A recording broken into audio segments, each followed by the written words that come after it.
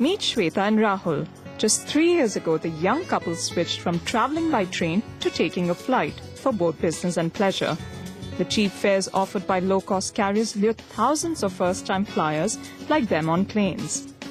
Shweta, who works for a corporate, says her company has severely limited air travel for employees to cut costs, leading to longer journeys and less productive meetings.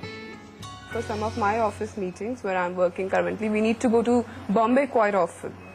Now, that was something which was very helpful for me professionally because we used to attend a lot of client meetings and everything. But now, seeing the hike in airfare, even although it was on company expense, but even my company Travel Desk and those people are curbing it. And they are making sure that, not a lot of people travel out of Delhi, and maybe, sometimes they plan our trips through trains.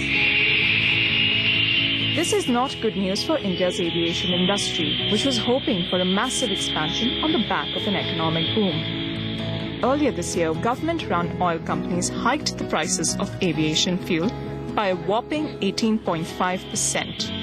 Airlines then responded by increasing the fuel surcharge, making air travel more expensive.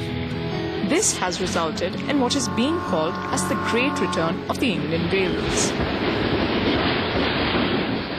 There is no doubt that the crisis in the aviation sector is having a snowball impact on consumers as well. And here at the New Delhi railway station, which is bustling with customers, it seems that frequent flyers are taking the old school way of jumping into a train rather than on a jet. I frequently travel on air, but just because of the price hike and the taxes they have raised right now, unless it is not very much important, I'll travel on railway. I'll prefer to travel in railways now. Just to give you a live example, I could have taken a flight from, I'm going to Punjab right now.